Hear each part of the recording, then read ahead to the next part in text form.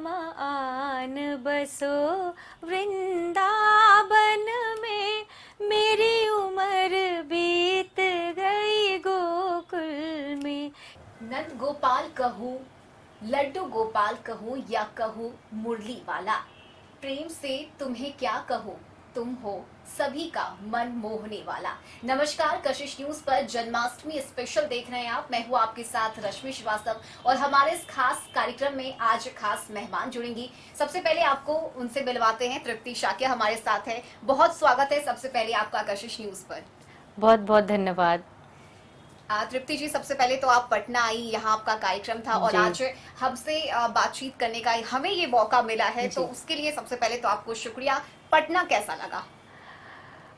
पटना से मेरा बहुत पुराना नाता है। आज से करीब 30 साल पहले से मैं पटना आ रही हूँ, बल्कि पूरे बिहार प्रदेश में शायद ही ऐसा कोई शहर होगा जहाँ मैंने कार्यक्रम नहीं किया हो। तो पटना से मुझे इतना प्यार मिला है और इतना यहाँ के लोगों ने मुझे आशीर्वाद दिया कि मैं आधे से ज़्यादा लोग तो मुझे पटना वासी ही समझते हैं। मैं कहीं भी जाती हूँ तो लोग मुझसे पहले यही पूछते हैं, आप बिहार से हैं ना? तो मुझे बताना पड़ता है कि नहीं, मैं यूपी से हूँ। तो ऐसा जुड़ाव है मेरा पटना बिहार से, तो मुझे बड़ा अच्छा लगता हमारा है। बिहार यूपी ये एक फैमिली है और जी हाँ, इसलिए ये अपनापन जो है हमें महसूस होता है। बिल्कुल। और तृप्ति जी, जो आपके गाने हैं, शायद मैं अगर ये कहूँ तो वो बिल्कुल गलत नहीं होगा कि जन्माष्टमी का पर्व ना आपके गीत संगीत के बिना फीका है। और यही कारण है कि लोग आपसे जुड़ पाते हैं, आपसे इतना प्यार करते हैं। और खास करके जो आपका सॉन्ग कभी राम बन के कभी श्याम बन के, हम जब छोटे थे ना तभी से हमने ये गाने सुने, उसे सुनकर हम बड़े हुए हैं। तो हम चाहेंगे इसी गाने से हमारे इस खास कार्यक्रम की शुरुआत हो, चूंकि जन्माष्टमी भी है। तो जी हाँ, मेरे लिए ये बहुत ही सौभाग्य की बात है कि कभी राम बन के कभी श्याम बन के मुझे गाने का अवसर मिला और मेरा नाम भगवान से जुड़ गया। मानो कि मुझे लोग मेरे नाम से कम मेरे उस भजन के नाम से ज़्यादा जानते हैं, तो ये मेरे लिए बड़े सौभाग्य की बात है। और जन्माष्टमी के इस उपलक्ष्य में, इस शुभ अवसर पर मैं कशिश न्यूज़ देखने वाले सभी दर्शकों को अपने उसी भजन को सुना रही हूँ। कभी राम बन के कभी श्याम बन के चले आना, प्रभु जी चले आना। कभी राम बन के कभी श्याम बन के चले आना, प्रभु जी चले आना। तुम श्याम रूप में आना, तुम श्याम रूप में आना। राधा साथ लेके मुरली हाथ लेके चले आना, प्रभु जी चले आना। बहुत प्यारा ये गीत है और मुझे लगता है कि हर जन्माष्टमी पर हम इस भजन को सुनते हैं, क्योंकि जो एक लगाव है भगवान श्री कृष्ण से, नटखट है और सबके पसंदीदा है, हर किसी के दिल में बसते हैं। कोई उन्हें भाई मानता है तो कोई उनके प्रति समर्पित है। आप जन्माष्टमी कैसे बनाती हैं? मेरे लिए जन्माष्टमी बचपन से ही बहुत खास रही है, क्योंकि जन्माष्टमी, दिवाली, ये चंद ऐसे त्योहार हैं जो मेरे बहुत फेवरेट हैं और जन्माष्टमी उनमें से एक है। तो जब भी बचपन में जन्माष्टमी आती थी तो कृष्ण भगवान की झांकी सजाना और सजावट करना, कृष्ण भगवान को झूला झुलाना, झूला बनाना, मतलब ये बहुत ही आकर्षक था मेरे लिए, बचपन से बहुत ही रोमांचक था। और क्या पता था कि मैं बड़े होकर के भजन गायिका बनूंगी और कृष्ण भगवान के इतने सारे भजनों को गाऊंगी। तो ये तो पता नहीं कुछ ऐसा कनेक्शन रहा होगा, ये या पूर्व जन्मों का कोई संस्कार रहा होगा जो मुझे भजन गाने का अवसर मिला और मेरे भजनों को लोगों ने इतना पसंद किया।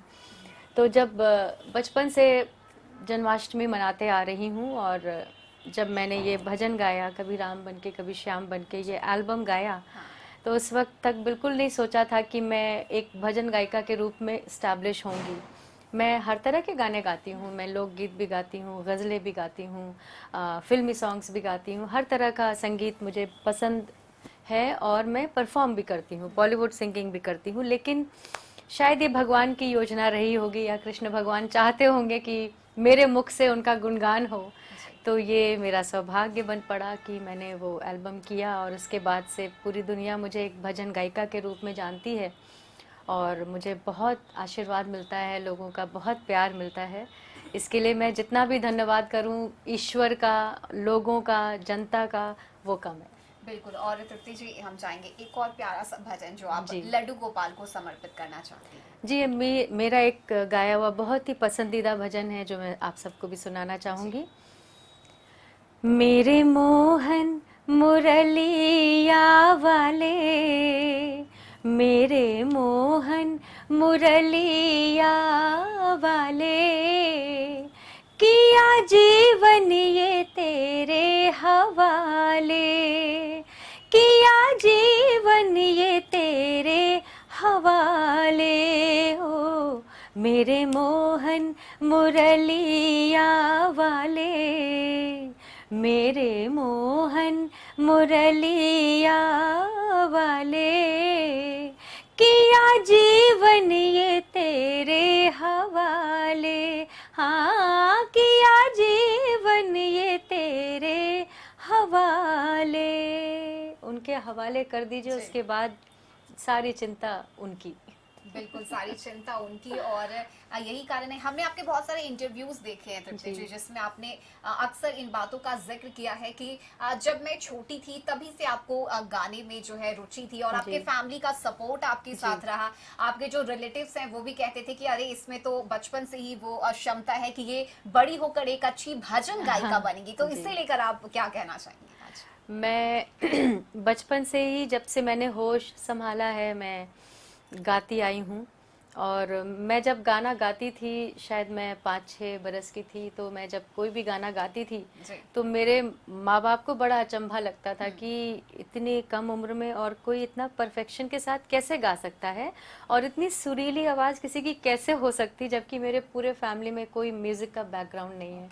हम कृषि फैमिली से बिलोंग करते हैं। मेरे बाबा के यहाँ, दादा के यहाँ खेती किसानी होती है। हम उस परिवेश से आए हैं और एकदम से खेती किसानी के परिवेश से संगीत के क्षेत्र में किसी का आना, ये एक भगवान की योजना ही हो सकती है, क्योंकि ये कभी सोचा ही नहीं था कि मैं एक सिंगर के रूप में इस्टेब्लिश होंगी। तो बस मुझे लगता है कि ये गॉड गिफ्टेड टैलेंट था और मेरे माता पिता ने बहुत सपोर्ट किया मुझे। शायद मेरे माता पिता नहीं होते तो मैं आज सिंगर नहीं होती या आप सबके साथ ऐसे बैठी ना होती।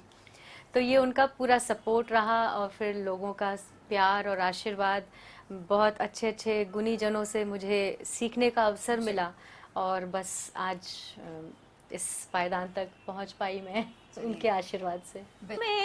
मेरी उम्र बीत गई गोकुल में। आप सभी दर्शकों का हमारे जन्माष्टमी स्पेशल इस कार्यक्रम में बहुत स्वागत है और हमारे साथ तृप्ति शाक्या जी हैं, उनसे बातचीत का सिलसिला जारी रखेंगे। और तृप्ति जी, चूंकि जन्माष्टमी है और जन्माष्टमी में नटखट, लड्डू गोपाल, नंद गोपाल, हर कोई कईयों नाम से इन्हें बुलाता है, पुकारता है। और जो प्रेम है कृष्णा के प्रति हमारे दिल में भी है, आपके दिल में भी है। और हर कोई जो आज जन्माष्टमी मना रहे हैं, व्रत रखा जाता है। इसे लेकर मान्यता भी है कि अगर हम जन्माष्टमी के दिन व्रत रखते हैं तो कई एकादशी का फल जो है वो प्राप्त होता है। तो ऐसे में जन्माष्टमी में को लेकर कुछ ऐसी यादें या कुछ चीजें जो आप आज साझा करना चाहती हैं? वैसे तो कृष्ण भगवान की बहुत सारी लीलाएं हैं और कहते हैं कि कृष्ण भगवान 16 कलाओं से परिपूर्ण थे और उनका जो नटखटपन था,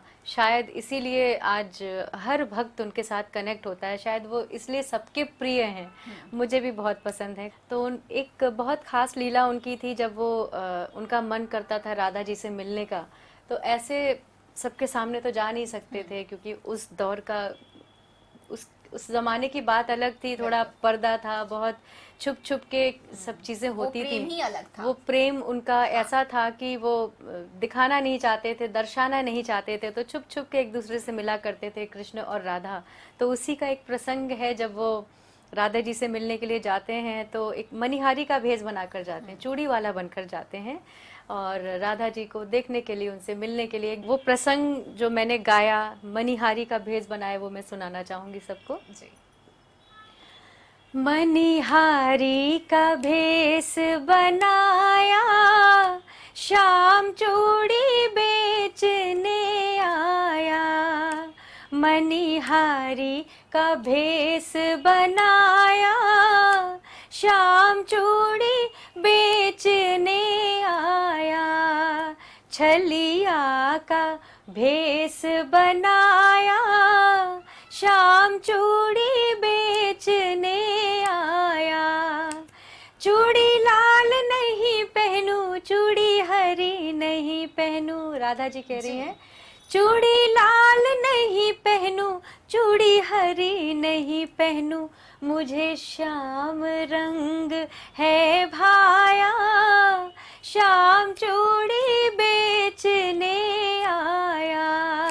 छलिया का भेष बनाया, शाम चूड़ी बेचने आया। बिल्कुल। और यही जो छलियापन, ये नटखट और ये राधा कृष्ण की जो प्रेम कहानी, जो प्रेम लीला है, यही कारण है कि आज भी हम भले 2023 में हैं, लेकिन जब भी हम प्रेम का उदाहरण देते हैं तो हम राधा कृष्ण का नाम ही लेते हैं। प्रेम से आपका कैसा संबंध है? प्रेम तो देखिए जीवन का आधार है। यदि जीवन में प्रेम नहीं तो सब कुछ बेकार है।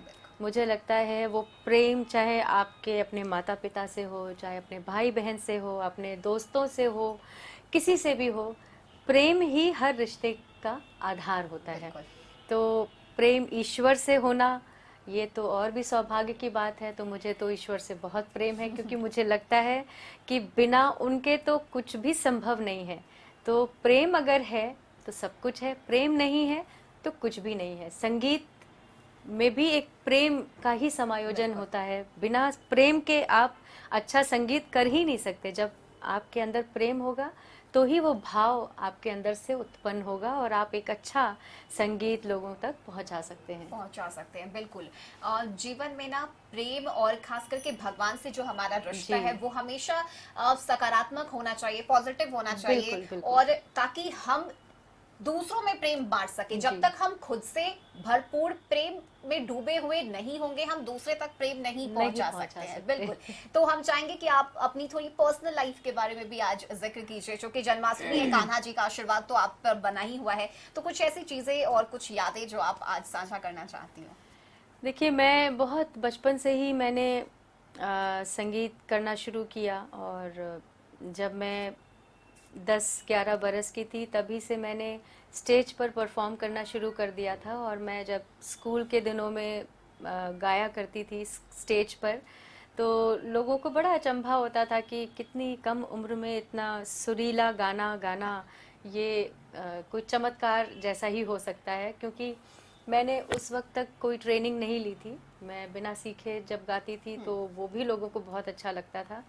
फिर क्योंकि मुझे फिर धीरे धीरे एहसास होने लगा, या मेरे माता पिता को लगने लगा कि ये सिंगिंग में अच्छा करियर बना सकती है, आगे जा सकती है। मेरे माता पिता के कलीग्स ने भी उन्हें सजेस्ट किया कि बेटी को संगीत के क्षेत्र में आगे बढ़ाइए, हो सकता है बहुत नाम रोशन करे आप लोगों का। तो वही हुआ, मेरे मम्मी पापा ने मुझे सपोर्ट किया। हालांकि मेरे गांव में मेरे घर वाले चाचा जी या ताऊ जी लोग, वो उनको बहुत ज़्यादा पसंद नहीं था, वो इतने ब्रॉड माइंडेड नहीं थे। क्योंकि भाई खेती किसानी करने वाले लोगों का एक सीमित दायरा होता है सोचने का, समझने का।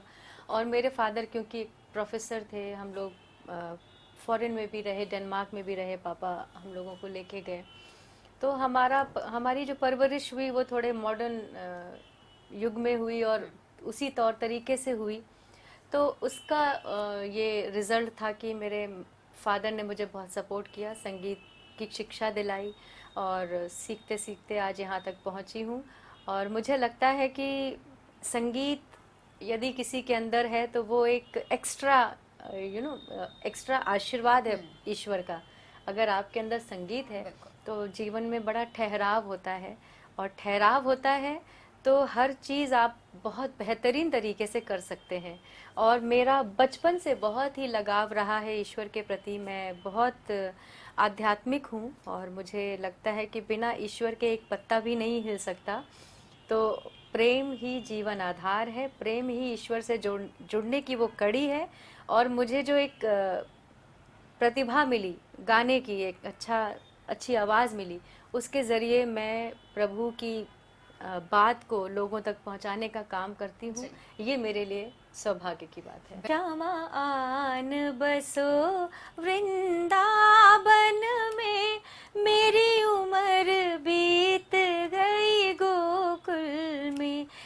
और ब्रेक के बाद एक बार फिर से आप सभी दर्शकों का हमारे इस खास कार्यक्रम में बहुत स्वागत है। हमारे साथ तृप्ति शाक्या जी हैं और तृप्ति जी से बातचीत हम कर रहे हैं कि वो जन्माष्टमी इस बार कैसे मना रही हैं, क्या स्पेशल है। और तृप्ति जी, हम बात करें चूंकि जन्माष्टमी की, तो ऐसे में इस बार की जन्माष्टमी बेहद खास है। 2 दिन तक लोग इसे सेलिब्रेट कर रहे हैं। और जन्माष्टमी की अगर हम बात करें तो इसमें हम जितनी भी तैयारियां करें शायद वो कम है, क्योंकि आप नंद गोपाल के लिए जितनी भी तैयारियां करें वो कहीं ना कहीं कम ही पड़ जाती है। लेकिन प्रेम और भाव जो है वो मन में होना चाहिए। तो हम चाहेंगे कि एक और प्यारा सा गीत जो आप कान्हा जी से रिलेटेड सुना। जी हाँ, अभी हाल ही में रिलीज हुआ है, मुझे बहुत पसंद है वो भजन, और पूरा प्रेम की भाव से ओतप्रोत ये भजन है।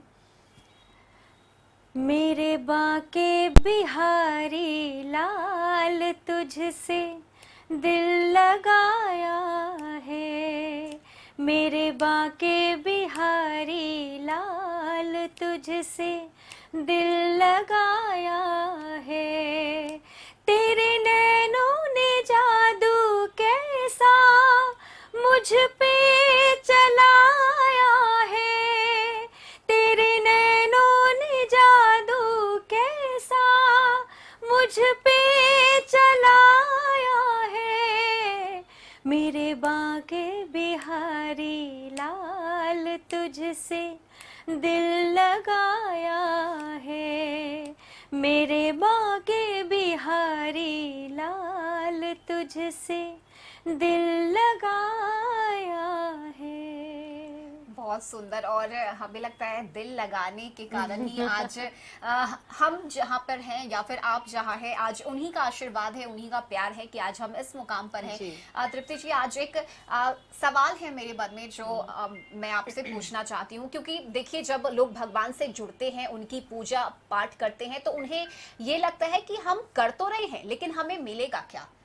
हम पूजा पाठ तो करते हैं लेकिन हमें आशीर्वाद क्या मिलेगा। लेकिन हमें लगता है कि जीता जागता उदाहरण आप हमारे सामने हैं, क्योंकि जब एक डाउनफॉल आया था आपके करियर में और अचानक से फिर वो एल्बम मिलना और ये उछाल आपके करियर में, ये कान्हा जी का आशीर्वाद ही है। बिल्कुल, मैं अपने हर इंटरव्यू में ये बात ज़रूर बताती हूँ कि 1999 में मेरा एक बहुत मेजर एक्सीडेंट हुआ था, रोड एक्सीडेंट हुआ था, जिसमें मेरे पैर में 2 जगह फ्रैक्चर, और मैं करीब 5-6 महीनों के लिए बेड रिडन हो गई थी। गीत संगीत बिल्कुल छूट सा गया था, क्योंकि कहीं आना जाना सब कुछ बंद हो गया था, बेड पर थी मैं। और उस वक्त मेरे लिए बहुत बड़े परीक्षा की घड़ी थी, क्योंकि मुझे ऐसा लगता था कि पता नहीं मैं खड़ी हो पाऊंगी या नहीं, पता नहीं मैं कहीं बाहर जा पाऊंगी कि नहीं। लेकिन उस वक्त कान्हा जी ने इतना सहारा दिया मुझे, इतना बल दिया, इतना साहस दिया, हिम्मत दी, तो मैं उस परिस्थिति से निकल कर आई। और उसके बाद पहला जो एल्बम मैंने रिकॉर्ड किया था वो कभी राम बनके कभी श्याम बनके। कहते हैं ना कि एक बड़े दुख के बाद हमेशा एक सुख होता है, तो कभी भी दुख से निराशा नहीं होनी चाहिए, क्योंकि जब भी दुख आता है वो हमें कुछ ना कुछ सिखाने के लिए आता है, और उसके बाद सुख आना ही है। इस बात का भरोसा हम सबको होना चाहिए अपने ईश्वर पर, और मुझे उसी भरोसे ने आज इस मुकाम पर खड़ा किया है। मैं कभी भी हार नहीं मानती, मैं कभी भी निराश नहीं होती। जब भी ऐसी कोई परिस्थिति आती है, बस भगवान को सब कुछ समर्पित कर देती हूँ, और अपने आप सारे काम बन जाते हैं, सारी दुविधाएं, सारे दुख कष्ट सब दूर हो जाते हैं। तो बस वो भरोसा, वो प्रेम, वो बना के रखना चाहिए। बिल्कुल। और चलिए इसी समर्पण और इसी प्रेम के साथ हम चाहेंगे एक और प्यारा सा भजन, या भगवान को हम कैसे याद करें, कैसे उनकी प्रार्थना करें, इससे जुड़ा हुआ कोई गीत। जी हाँ, बिल्कुल। अभी एक नया भजन जो रिलीज हुआ है, मैं वही सुनाती हूँ सबको। बिल्कुल। राधे राधे जय श्री राधे, राधे राधे जय श्री राधे, राधे राधे जय श्री राधे, राधे राधे श्याम मिला दे। कन्हैया बरसाने आ जाओ एक बार कन्हैया बरसाने, आ जाओ एक बार राधिका तरस रही, दर्शन दो एक बार कन्हैया बरसाने, आ जाओ एक बार। राधे राधे जय श्री राधे, राधे राधे जय श्री राधे, राधे राधे जय श्री राधे, राधे राधे श्याम मिला दे। जय हो, जय श्री कृष्ण। जय श्री कृष्ण। बहुत सुंदर भजन है ये, और हमें लगता है कि ये जब भजन आप सुनेंगे तो आप झूम उठिएगा, क्योंकि मुझे भी कुछ यही महसूस हुआ है।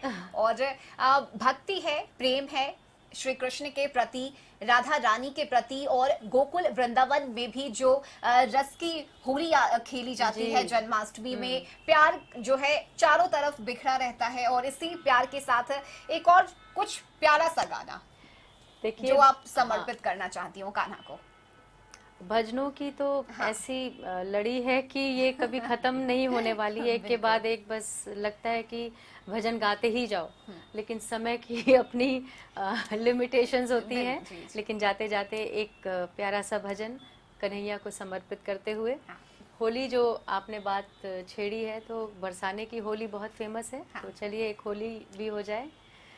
रंग डारो रंग डारो रे रंग डारो, फेंको गुलाल, ओ बोलो सारा रा, रंग डारो फेंको गुलाल, कि बोलो सारा रा, राधा संग नाचे गोपाल, कि बोलो सारा रा, राधा संग नाचे गोपाल, हो बोलो सारा रा, हो सारा रा, सारा रा, सारा रा, हाँ सारा रा, सारा रा, सारा रा, रंग डारो फेंको गुलाल, हो बोलो सारा रा, रंग डारो फेंको गुलाल, हो बोलो सारा रा। बिल्कुल। तो ये तृप्ति शाक्या जी हमारे साथ ही उन्होंने बातचीत की, अपने करियर के बारे में बताया, अपने लाइफ के एक्सपीरियंस इन्होंने साझा किया, और एक से बढ़कर एक जो भजन है, जो गीत है, वो भी सुनाए। तो तृप्ति जी बहुत बहुत शुक्रिया आपका कशिश न्यूज के साथ जुड़ने के लिए और हमसे बातचीत करने के लिए। बहुत बहुत धन्यवाद कशिश न्यूज के सभी दर्शकों को मेरी तरफ से बहुत बहुत प्रणाम, और आप सबको कृष्ण जन्माष्टमी की ढेर सारी बधाई एवं शुभकामनाएं। बिल्कुल। तो कान्हा जी का आशीर्वाद आप सभी दर्शकों पर बना रहे, यही प्रार्थना हम भी करते हैं। और प्रेम से, पूरे दिल से जन्माष्टमी के इस त्योहार को मनाइए, प्रेम में डूब जाइए, राधा रानी के भजन गाइए, और खुलकर जन्माष्टमी के इस त्योहार को मनाइए। और जितने भी दर्शक हमारे साथ इस खास कार्यक्रम में जुड़े, आप सभी का बहुत बहुत शुक्रिया। अगले कार्यक्रम में एक बार फिर नए एपिसोड और नए कलाकार के साथ जुड़ेंगे। फिलहाल मुझे दीजिए इजाजत, नमस्कार। श्यामा आन बसो वृंदावन